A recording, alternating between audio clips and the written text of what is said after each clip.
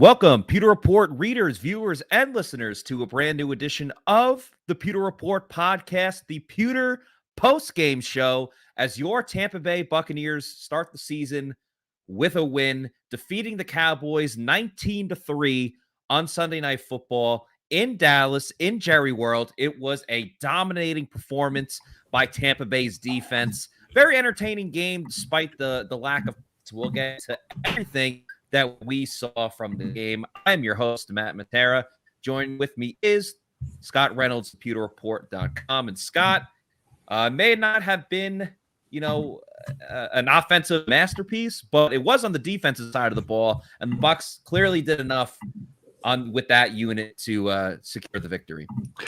Yeah, Matt, this is the first win, right, in the Todd Bowles era, and it reminded me a lot of Tony Dungy. Right, this is like Dungy ball. We saw the interview with Tony Dungy and Todd Bowles before the game. We expected this game to be low scoring, and it was. I thought it'd be 24-20.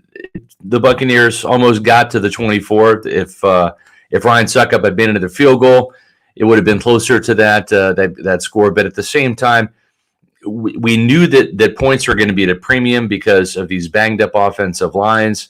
I think Todd Bowles and Byron Leftwich had the perfect game plan, which was to run Leonard Fournette and take some of the pressure off of Luke Goedeke, who's getting his first start as a rookie at left guard, and the center, Robert Hainsey, getting his first start, replacing Ryan Jensen. So I was very pleased with the game plan. They stuck to it. We saw Byron Leftwich incorporate some end arounds a couple of times. One failed attempt to Brashard Perryman, but two very good end arounds by Julio Jones, who came up with 17 yards rushing and 69 yards receiving on 3 catches, including a 48-yard bomb from Tom Brady. I thought this was a very Todd Bowles-like performance, Matt. We've talked about it all training camp. The Bucs were going to establish the run and run the ball more this year and have more balance on offense and play good defense, and we saw that.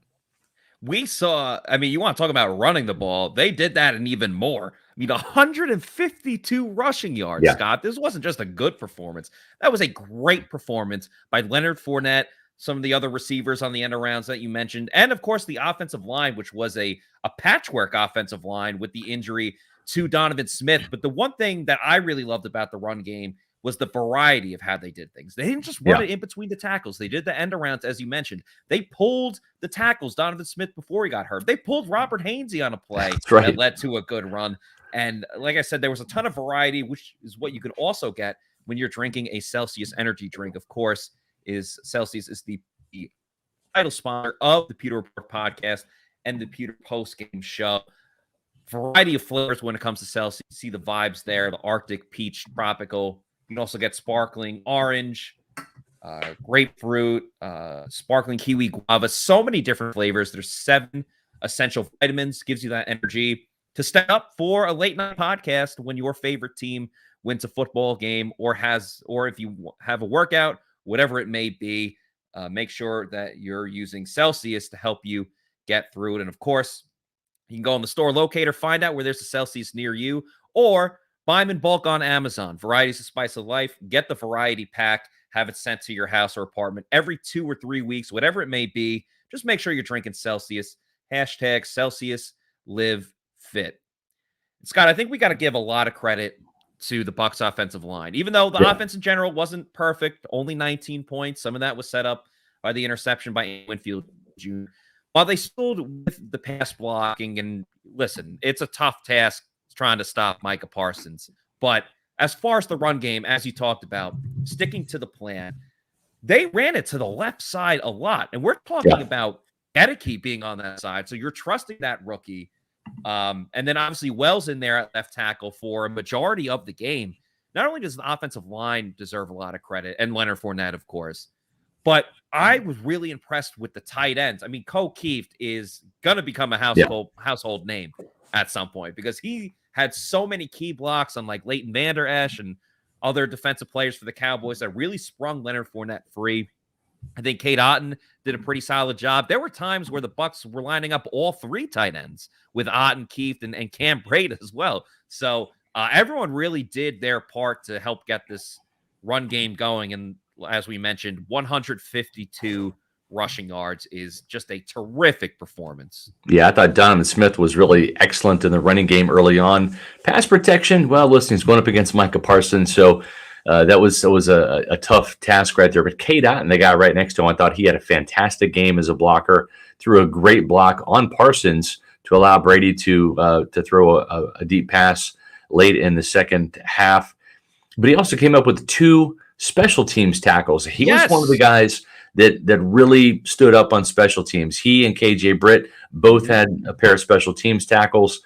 And then you've also got to tip your hat to Keanu O'Neal, the veteran safety coming in, playing on special teams as a reserve safety. He also chipped in, and I'm just writing about this in the Pewter Report, most impressive, which will be up momentarily. We already have most disappointing up. Not too much to complain about in this opening win, Matt. And, of course, Bailey Adams's game story is already up on pewterreport.com, so check out those stories.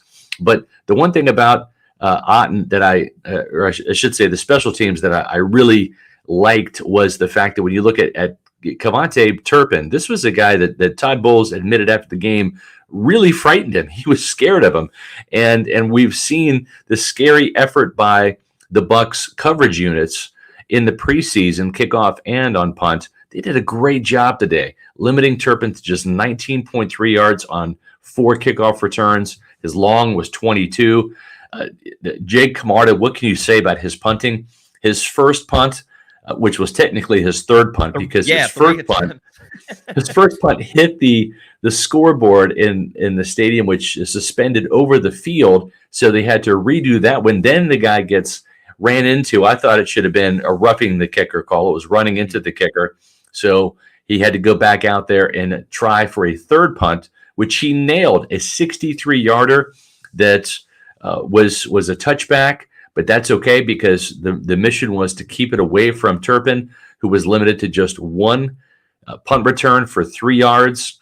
And there was other 2 punts were inside the 20. So for Camarda to average 50.7 yards with a 43 net, 2 of those punts were inside the 20, which is what you want as a punter, down inside the 20. And then one of those was a 63-yard touchback. I just thought that special teams, when you include the 4 made field goals, Matt, from Ryan Suckup tonight, and granted he did miss 1, he wasn't perfect, but I thought it was a special performance by special teams. This was a big concern heading into this game.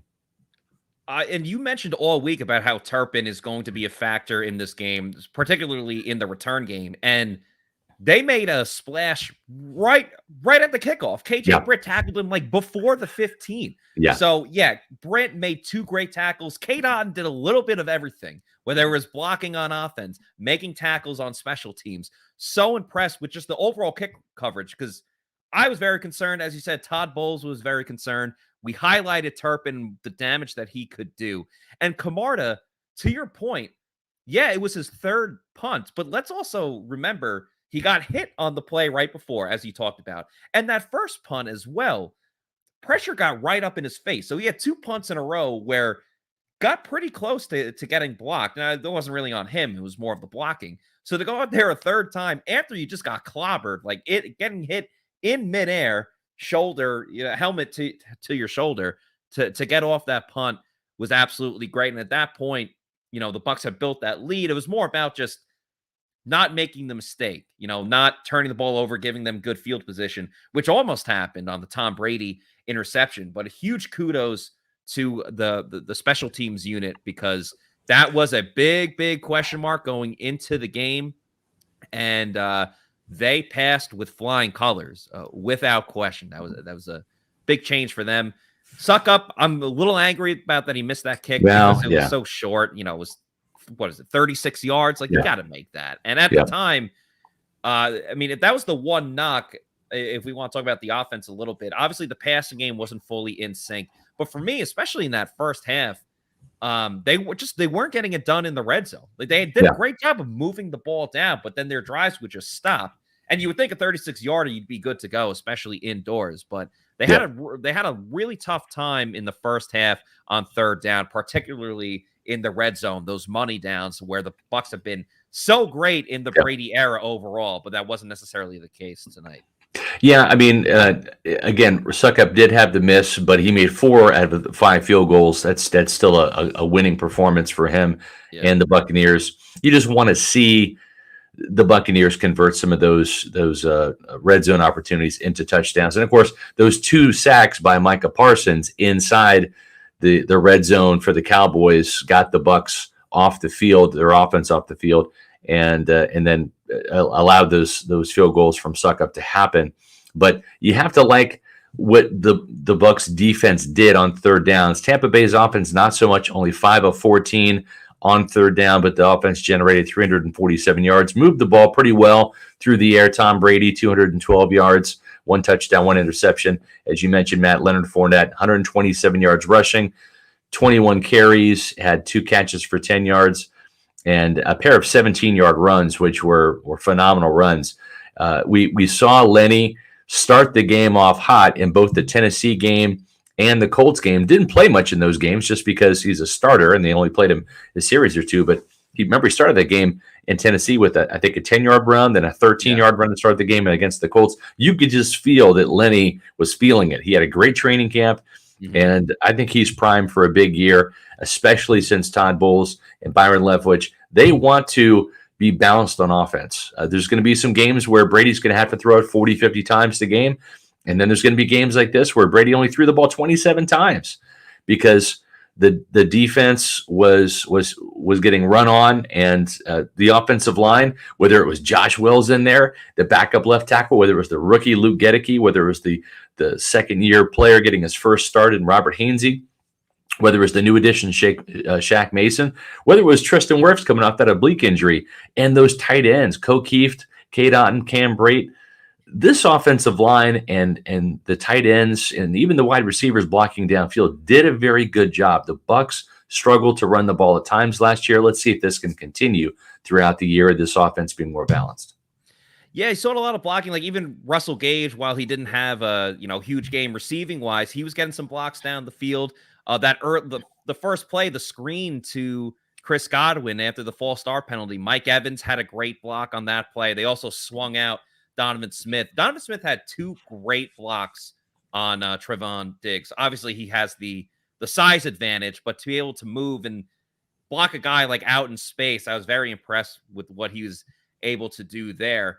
Unfortunately, there were some injuries to offense, as you see there. Chris Godwin, who ended up having 3 receptions for 35 yards, came out with a bang. Because obviously we talked a lot about, it's important for Chris Godwin. He has to absorb that hit and make sure that, he can overcome that hurdle, that obstacle, if you will, get hit and go and keep playing.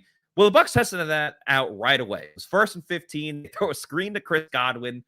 He moves up the field, gets the first down, knocked out of bounds, somersaults into the chairs on the side, the bleacher seats, and ended up being okay. But unfortunately, later in the game, he made a catch, moved up the field, and then was out for the rest of the game with the hamstring injury. You saw him kind of, wave over the training staff. So you saw he was injured there. And then Donovan Smith, first half, unfortunately, allowed a sack to Micah Parsons, injured his forearm on the play, or his elbow. It looked like, just seeing from the replay, and Coach Todd Bowles didn't really have an update on either of these players following the game. It looked like Donovan, he allowed the sack to Parsons, and he turned to go see what happened. And as he was falling, it looked like his arm hit into the knee of a Cowboys defender that was obviously running towards Brady and where the play was, and then he was down and did not return. So 2 very significant injuries for the Bucs, 2 key players on this offense that hopefully we'll see as the week goes on, but 2 guys that they're going to need for the long ball. Yeah, certainly against the Saints, right? Because their defensive line's always given the Bucs problems. And boy, what a comeback win by the New Orleans Saints today on the road. They looked terrible in the first half, even into the third quarter. Jameis Winston was awful.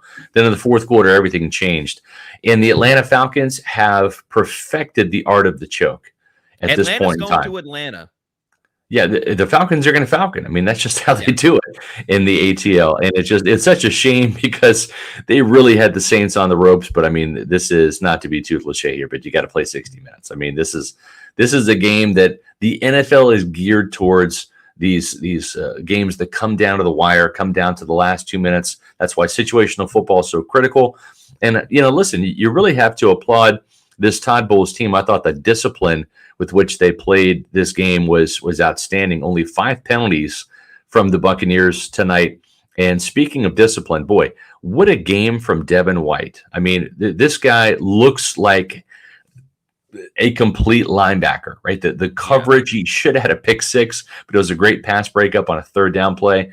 I just thought he was outstanding tonight, leading the Buccaneers, not just in sacks with 2, but also with 8 tackles.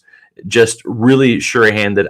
Listen, PFF's probably going to kill the guy, give him a 30 or the 35 grade tomorrow. That's just typical. I'm not sure why they have it in for Devin White. I thought he played a really good game tonight.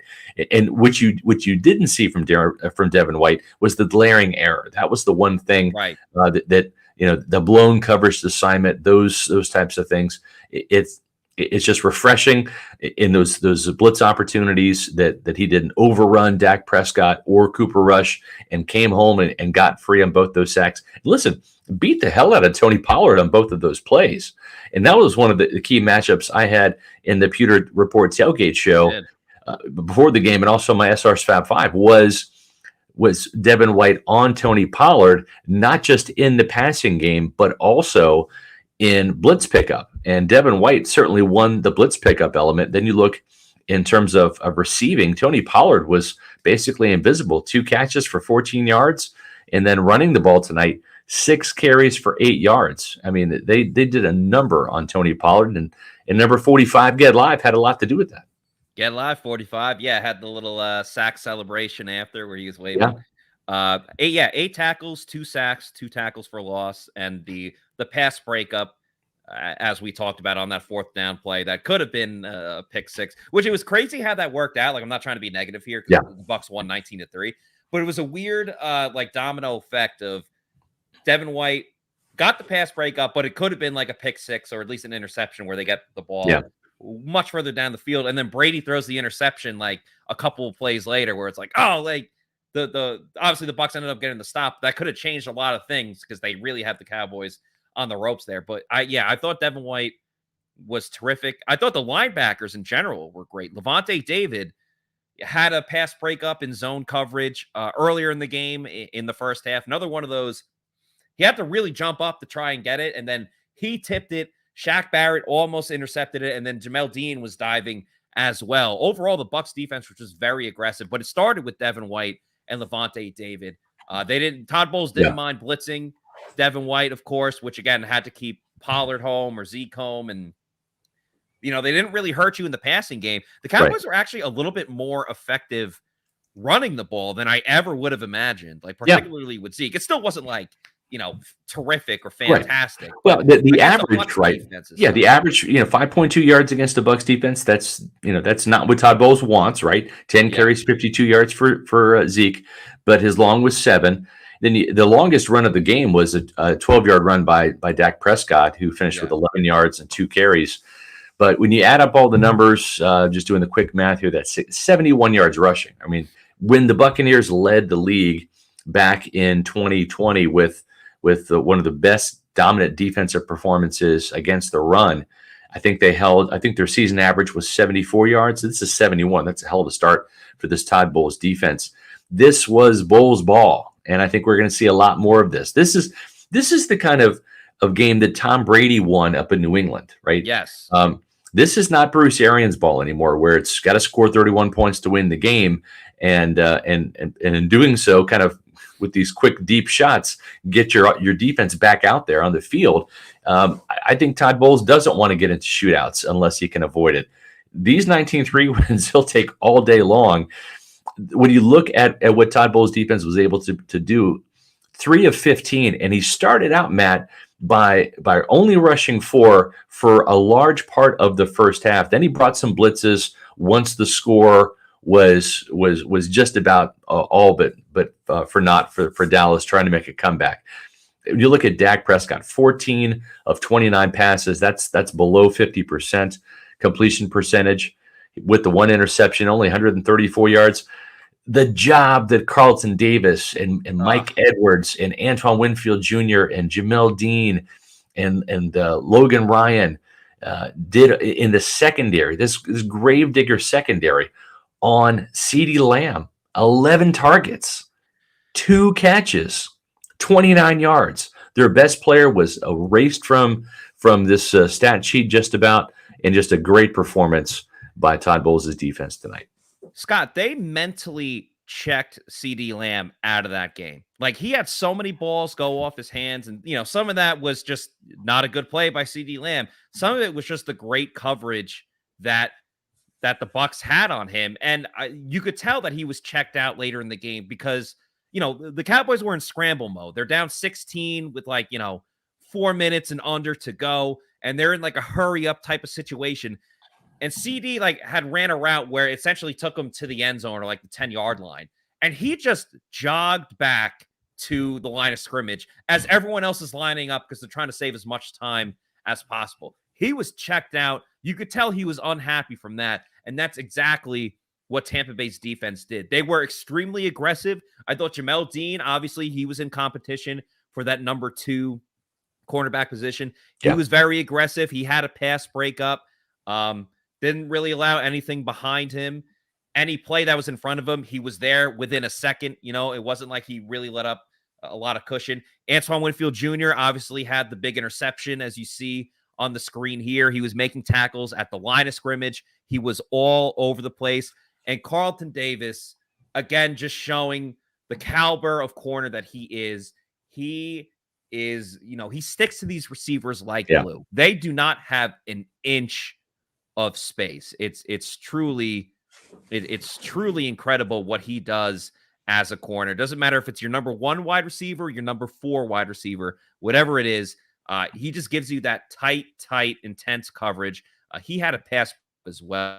Scott, you'd say that, he's on these receivers so much, so tight on them that, he's giving them no shade at all. There's absolutely no room whatsoever to get open. He's covering you, shading you like there's no tomorrow. And if you want your own private shade in your home, the best place to go and get that would be with Florida Lanai curtains. Yeah, listen, I've got some Florida Lanai curtains installed on my house, and it's just by far one of the best home investments I've made. Listen, we live in Florida, right? Because of the warm weather, we love the outdoors. We love our pools and our lanais. We love our Florida sunsets.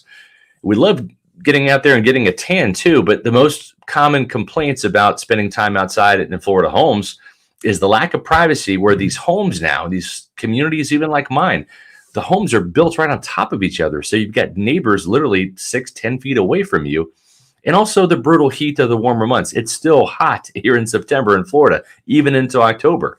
So the lack of privacy and too much sun, don't let it drive you indoors and keep you from enjoying your screen-enclosed pool or your outdoor spaces as much as you would like. Florida Lanai Curtain solves these problems with their privacy on-demand, patented outdoor privacy curtain system and their custom-made screen-enclosed shade sails. Their flexible installation options and high-quality products give you the privacy and the shade just where you need them. Privacy on demand outdoor curtains are made from the well-known Sunbrella brand of marine canvas, and that's why I went with Florida Lanai curtains, because these curtains are made of really tough, durable marine canvas.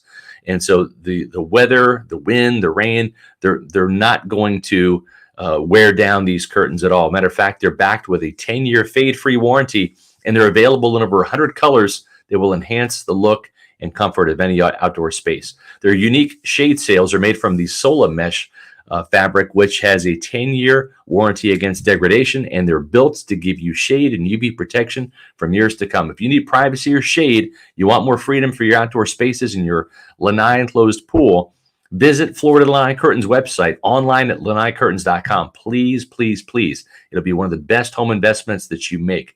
Find out about their amazing custom products and do your own instant, hassle-free online estimate. Give them a call at 813-337-2511 to schedule a free in-home consultation. Again, a great home investment. You're going to love it. There's Florida Lanai Curtains. Visit them online at lanaiCurtains.com.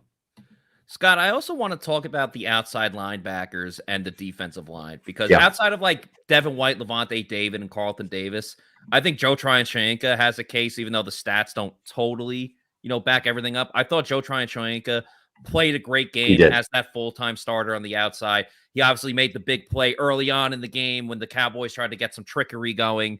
Shaq Barrett ended up making the tackle, but the whole play was blown up by Joe Tryon-Shoyinka. You talk about hustle. He was involved on so many plays that were both around him and not around him. Right. Well, if you go back to that interception by Dak Prescott, it was his initial pressure that allowed Dak Prescott to step up in the pocket where Shaq Barrett was coming around the edge, and Dak saw that red jersey flash in front of him and just threw the ball. And if Antoine Winfield wouldn't have picked it off, Carlton Davis would have had an interception, we think, because his hands are a little suspect. But you saw Winfield step right in front of Davis, who was right in front of CeeDee Lamb. And that would have been, I think, an interception either way. So, again, JTS, Shaq Barrett with some great pressure. And Vita got a sack tonight, as well as Anthony Nelson, who came free for a big sack and to start off his contract year with the bang. Yeah, I was talking with Casey about just the overall depth. And, you saw it with JTS playing great. I thought Shaq had a lot of good pressures, even though he didn't get the sack. I mean, I thought he was held on the play where it ended up, unfortunately, injuring Dak Prescott, and Jerry Jones announced after the game that Dak's going to need surgery and is going to be out a couple of weeks. But I thought Shaq had a really good pressure there. Anthony Nelson gets the sack. Now, granted, he was untouched, so it was like, all right, well, good job. You got untouched. You got to get to the quarterback. But you did your job, and I think that speaks to the overall depth at outside linebacker. I thought Carl Nassib looked pretty good. He got a couple of snaps in there and just, showed the motor that he's always had when he was with the Bucs and on the Raiders the last two seasons. So I thought a great job by the outside linebackers. And then, as you said, Vita gets the sack. Big moments for the Bucs again. I think that was one of their calling cards in the preseasons, that they got a lot of sacks on third down. And I know at least, both the Devin Whites were on third down. Anthony Nelson, of course, again, was untouched, but like Vita pretty much wrapping in there at the end of that sack. A lot of the pressure came in the second half. I think all of their sacks were in that second half. So it got better, got stronger as the game goes on. And I think, to your point, that goes hand in hand with the Todd Bowles style of playing, which is don't need to go vertical every single time. We're going to kind of ground and pound you and get these long sustaining drives. And even though the Bucs weren't really scoring outside of the Mike Evans touchdown, which we can get to, when you're running the ball effectively and moving it down the field, that is going to chew up the clock. It's going to keep your guys healthy. And when the Bucs always have a good rotation along the defensive line, Nacho was in there. We saw Logan Hall a good amount. Will Golston obviously got, some important playing time. When you keep a team that already rotates their inside defensive line and their outside linebackers as well, you're going to keep them even fresher. And I think we really saw an even you only allowed 3 points, but they were even better in the second half because their conditioning was up to par. Yeah, and I think too, we even saw Rachaad White at the end of the game, the rookie. His first game, it's not going to be perfect. We saw him on his first carry just kind of freeze a little bit. He's dancing, toe tapping. And Matt, we talked about this before on the Pewter Report podcast. You have to praise Rachaad White's vision and his patience in setting up blocks. But sometimes, and this bears repeating, sometimes the offensive play call that you have, if it's not blocked perfectly, and if the defense calls the right defensive play to stop that run play, the most yards you might get is 2 yards. But the thing is you got to be able to recognize that quickly, that the hole just isn't there. There's nowhere to go. And you got to stick your nose in and plow ahead and get those 2 yards rather than freeze like White did on that first carry and get tackled for no gain. Because Now all of a sudden you're in 2nd and 10 rather than 2nd and 8, and that's going to catch up to you on 3rd down. So overall, I think it was a solid showing by White. I've seen some questions in the chat. Did Leonard Fournette get hurt? I don't think he did. I didn't see any report about that after the game, but I don't know that to be true. At the same time, though, with Leonard getting 21 carries and being targeted twice in the passing game, I think that he did the damage, right? 127 yards. They wanted to turn the ball over to Rachaad White, get him some carries, and keep Lenny fresh for the Saints game because they're going to need him to try to knock off the Saints finally in the regular season and end this 7-game losing streak. But it was interesting, right? Because Keyshawn Vaughan was inactive before the game, and so was Kyle Rudolph. And that wasn't really a surprise to you and I, because we're out there at training camp every day, Matt, and we saw Kyle Rudolph, and we both said, Cam Brate looks better than Kyle Rudolph. He does look slow. He doesn't have the best hands. And I just think that they really like these young tight ends. It showed today. Both of those guys, Keeft and Cade Otton, were active. And for as great of a preseason as Keyshawn Vaughan had, to be 4th string and not be active and have Giovanni Bernard, be the number 3 back and Rachaad White, the rookie, be the number 2 back. That's kind of tough sledding for Vaughan, because I think he did have a pretty good preseason.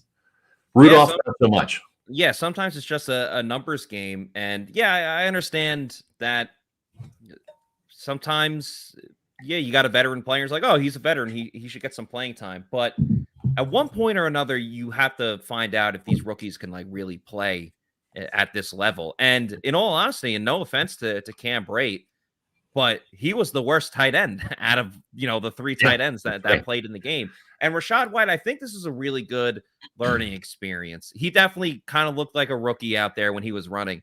But I do think he did a solid job. After that initial run, he had a couple of better runs up the middle. And then they had a 3rd and 1, and he only got 1 yard, but he was in a foot race with Micah Parsons, and he at least did enough to get the 1st down. Yeah. He also made a very wise play late in the game, was heading to the outside, was getting tackled, and decided to just go down to stay inbounds to keep that clock running versus getting out of bounds. So I think it was a good learning experience for Rachaad White.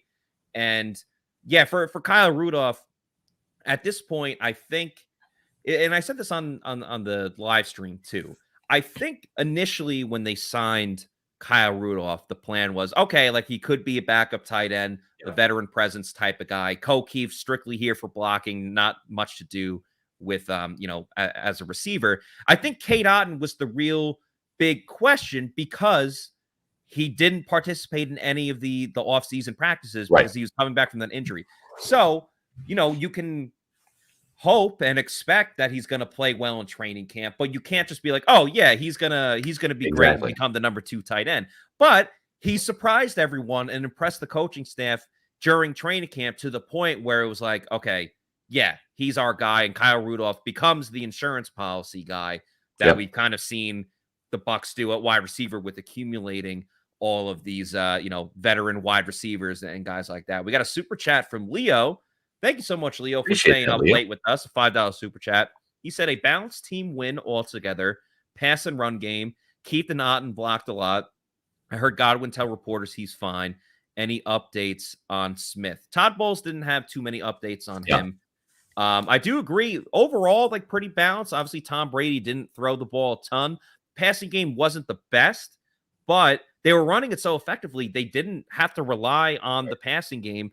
Nor do I think they should, especially with Micah Parsons. If he got a couple more opportunities, he had 2 sacks in the game. He probably could have gotten 4, just the way things were going with Josh Wells in there. So a good balance. And I don't want to say it's going to be the blueprint for every single game, but especially against New Orleans next week, I think we could see something kind of similar with just the overall talent that the Saints have on defense. Well, you're talking about New Orleans next week, Matt, and from everybody that I've heard from, you all did a fantastic job. You and Casey Hudson hosting Pewter Game Day today. If you missed that show, be sure you go back and watch it on our YouTube channel, Pewter Report TV. Make sure when you go to Pewter Report TV, you're subscribing. We're on our way to 10,000 subscribers because of you all, Pewter people. We really appreciate it. You can join Matt and Casey next Sunday, live in-game analysis at 1 o'clock. Of course, we're going to have the Pewter Report, the Celsius Pewter Report, live tailgate show at the Midtown Walk-Ons location. And that, of course, is presented by Age Rejuvenation. That starts at 11 o'clock a.m. So 11 o'clock a.m. for the Pewter Report tailgate show, Celsius Pewter Report tailgate show presented by Age Rejuvenation.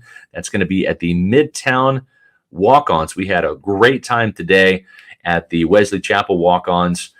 Met a lot of great Buccaneer fans out there. Age Rejuvenation was on hand along with Celsius, handing out free cans of Celsius. So if you ever wanted to try some, join us next week, Sunday at 11 o'clock.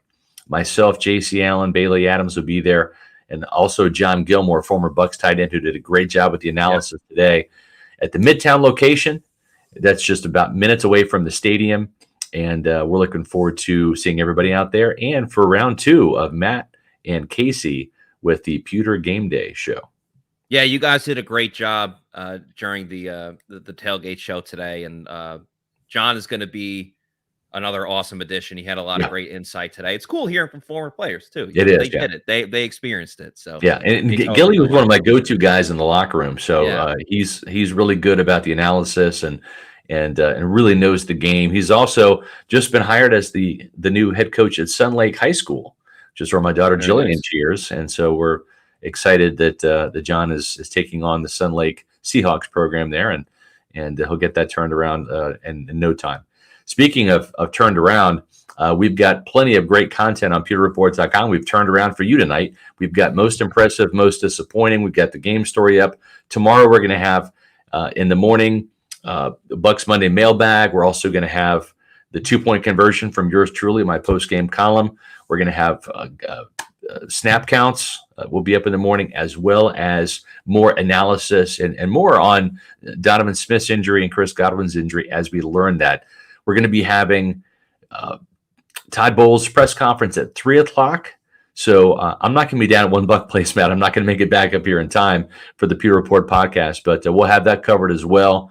And then we'll be back at 4 o'clock tomorrow for another edition of the Pewter Report podcast. And you want to come on Mondays. Mondays are fun because at 4:20 every Monday we do this awesome thing.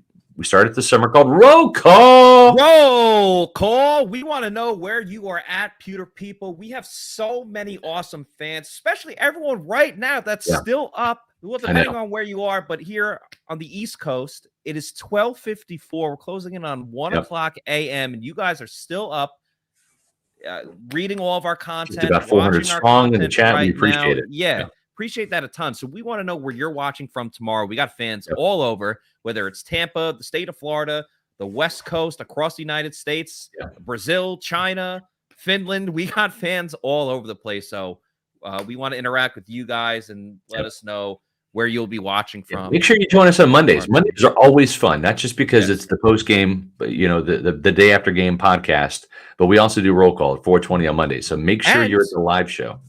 It's a Victory Monday. It is a Victory Monday. It's very fun. Haven't had a Victory Monday since, they lost all the preseason games. So we haven't had a Victory Day since the playoff victory over the Eagles. So Hopster BP, if this is true, man, you won, right? Yeah. You won. That's pretty damn good.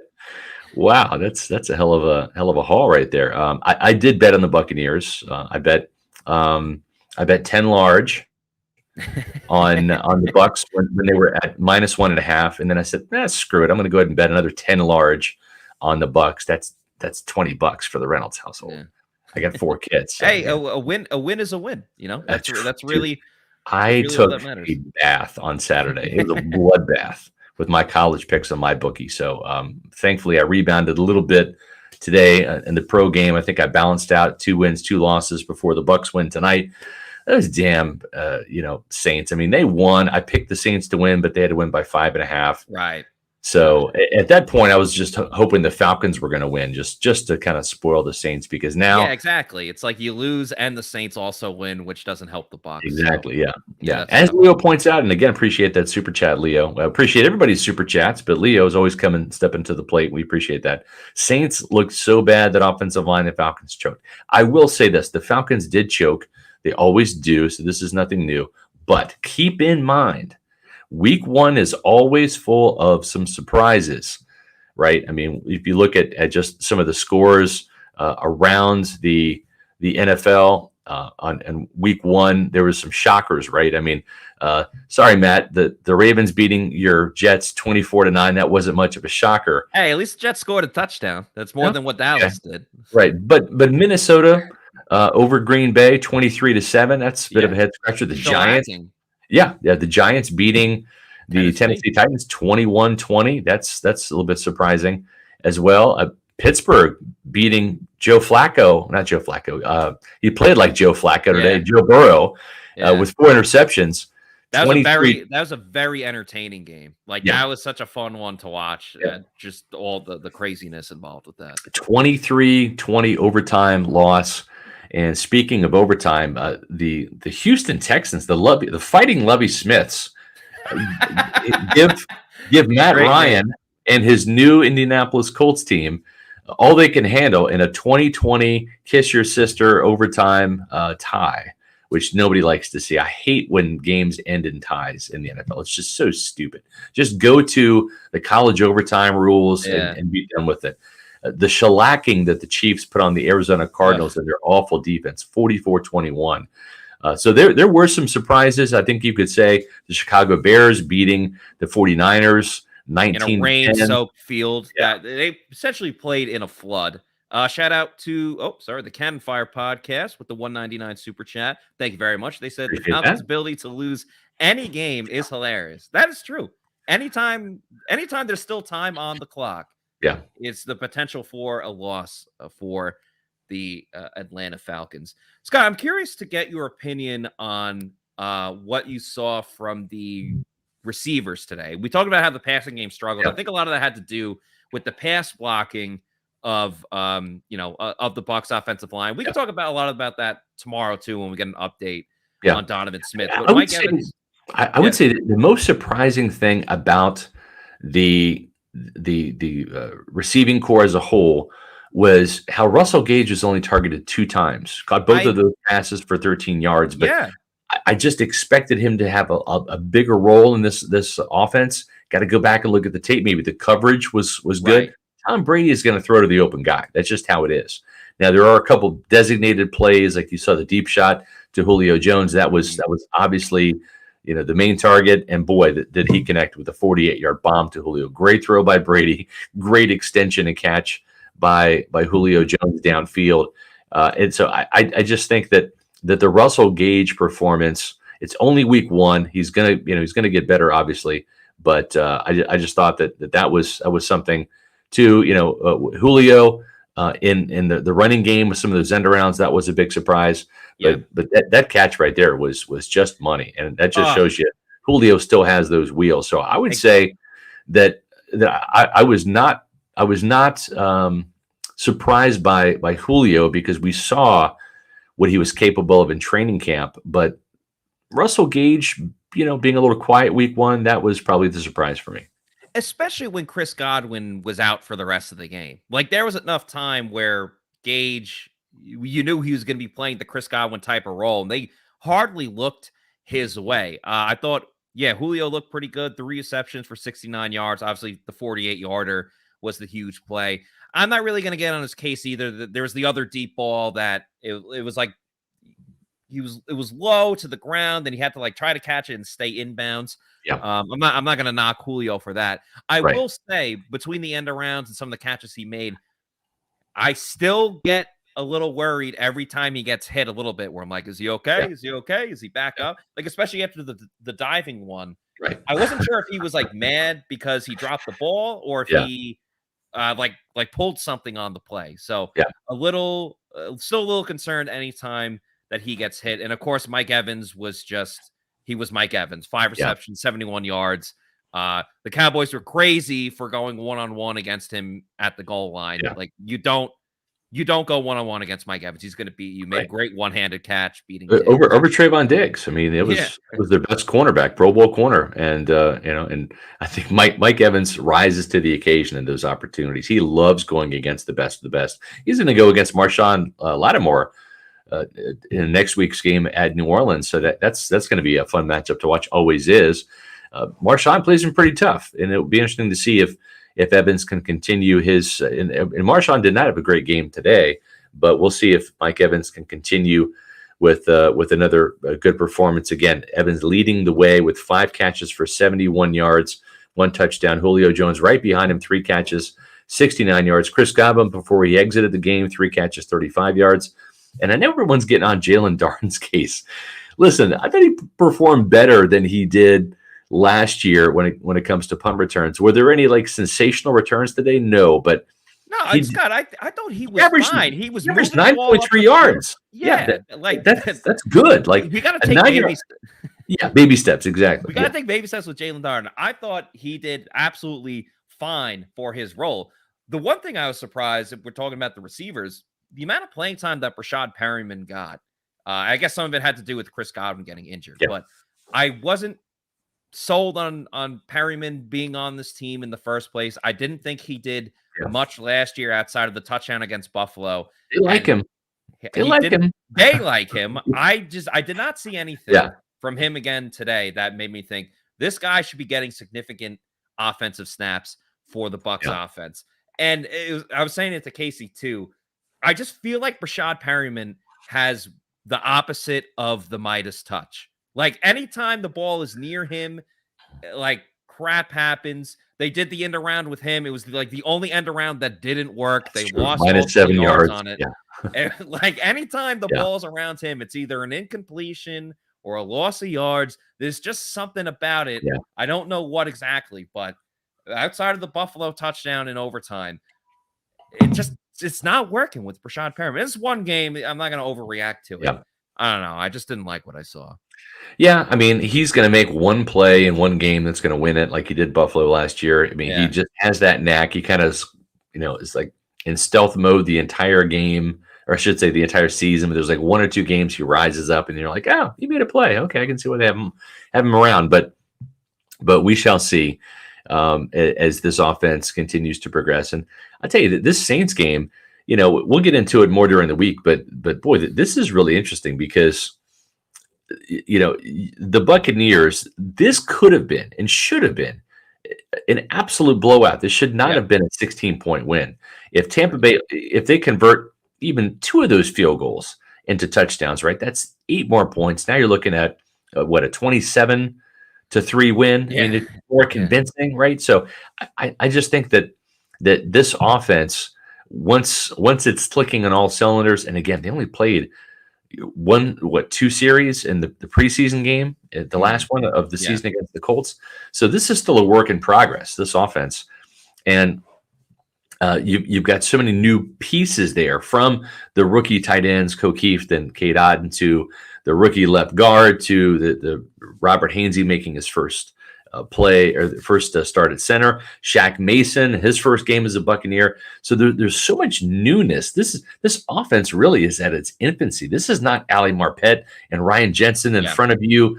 If you're Tom Brady and you're throwing, for 300-400 yards a game and slinging the ball all over the yard, you got Russell Gage, who's new. You've got Julio Jones that's new. This might be a situation, Matt, where because of all of the newness on offense, and the defense really is not so much new. A couple of new pieces, right? You've got Akeem Hicks, Logan Hall up front.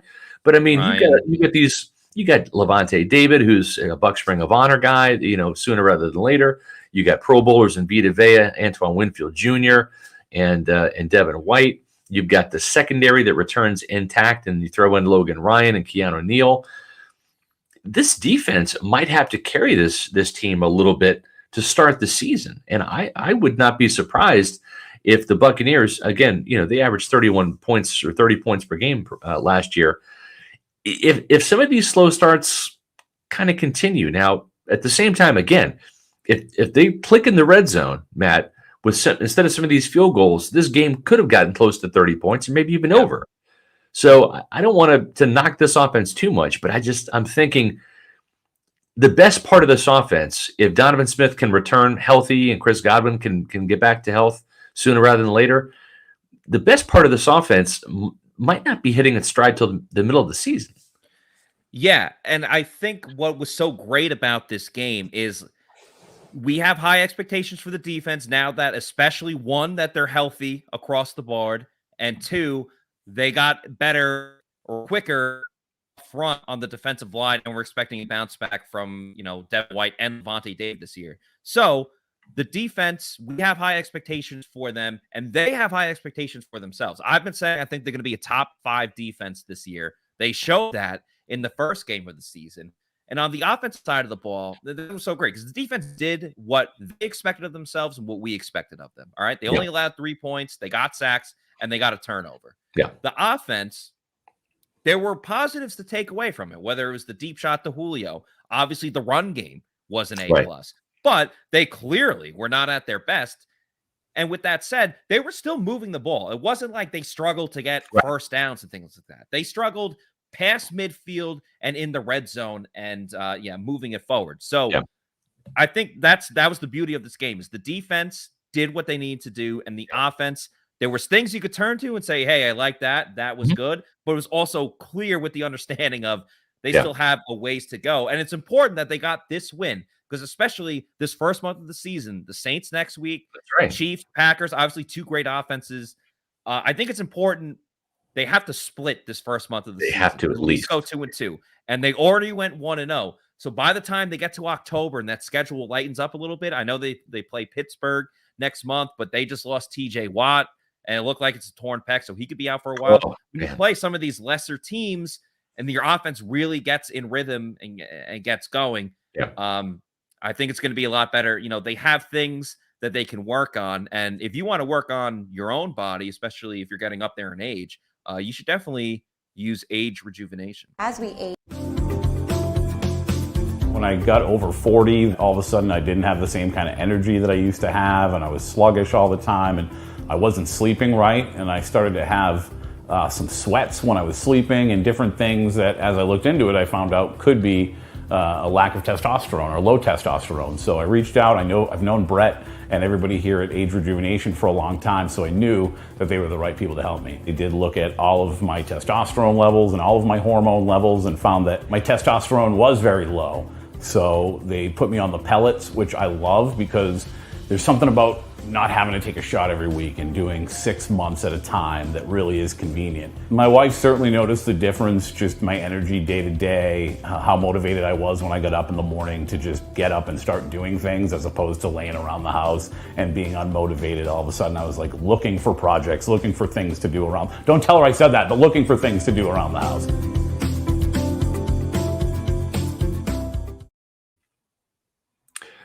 Well, listen, I have to agree with Pat. I'm a new Age Rejuvenation customer myself, and it takes about 3 weeks for the hormone replacement therapy to kind of kick in, and I'm feeling it now. The energy, I'm sleeping better at night. Those are some things that I've really noticed. Listen, guys, if you want to feel better, go to Age Rejuvenation. Lose weight, feel great, have better sex. You might have seen the Age Rejuvenation as the new sponsor for my SR SPAT 5 column on pewterreport.com. They also sponsor the Celsius Pewter Report tailgate show. And I could not rave more about Age Rejuvenation. John is a client. He's been doing Age Rejuvenation for about a year. I've been doing it for about a month. I can already feel the difference. I do feel younger. I turned 50 this year. And energy did become a big problem because I have low testosterone like most men start to get in their 40s and 50s. And it doesn't get any better into your 60s and 70s. It's just nature, fellas. But there's something you can do about it. Low testosterone affects everything from weight loss to energy to stamina. And now there's a way to fight it. And that's with the testosterone therapy at Age Rejuvenation. I did it. I encourage you. If you have low energy, if you feel tired, if you're not sleeping well at night, if you're struggling to lose weight, give Age Rejuvenation a call. Visit them on the web at agerejuvenation.com. With 5 Tampa Bay area locations to serve you, you can lose weight, feel great, have better sex with Age Rejuvenation. A lot of stuff we got into on today's show, Scott. We'll have more tomorrow on tomorrow's Pewter Report podcast at 4 p.m. Again, we'll hear from Todd Bowles at 3 p.m., where especially we're going to get updates on Chris Godwin and Donovan Smith. Those were obviously the 2 big injuries that the Bucs unfortunately sustained in the game today. Definitely looking forward to looking back at the tape, especially with Russell Gage, as we talked about. Didn't see a ton of involvement in the pass game. Obviously, we saw with the receivers. I know we're wrapping up here, but not much from the tight ends. They were more focused on running, and not too much in the pass game to the running backs, which we thought was going to be a big staple this year. I think Leonard Fournette only had 2 catches, and Rachaad White only had a couple of catches too. But it's only one game. As we talked about, there's a lot of improvements to go from there. But that was one of the things that stood out to me a little bit. Yep. Well, listen, we greatly appreciate not just the Buccaneers for coming through with the fun game to talk about tonight, that 19-3 win, which you Pewter people seem to love. Maybe not the most exciting, offensive explosion type game that you might have seen in years past when the Buccaneers averaged 30 points per game, etc. But at the same time, for Todd Bowles, this was win number 1, and he won it his way with kind of like Dungy ball. We're going to call it Bowles ball. Great defense, strong running game. Get out of there with the road win and move on to New Orleans the next week. And so I'm pretty fired up about this win for Todd Bowles. Just the way it happened, it's very Todd Bowles-esque. So that was great to see. It's also great to see all you Pewter people in here at 1:12 a.m. Eastern time. A little bit earlier for you people out there in the Central, Mountain, and Western time zones. But we greatly appreciate everybody for tuning in to the Pewter Report podcast. We're going to be back at 4 o'clock tomorrow, Matt. And then again, remember, next Sunday, we're going to be doing Pewter Report Tailgate Show live at Walk-On. So make sure you join us out there at the Walk-Ons at the Midtown location in Tampa. And that precedes the Pewter Game Day Show. That's live in-game analysis. Matt Matera, Casey Hudson will be back next Sunday, 1 o'clock p.m. Eastern time. And we'll be back tomorrow with another edition of the Pewter Report podcast. For Matt Matera, I'm Scott Reynolds, saying we'll see you tomorrow. Out.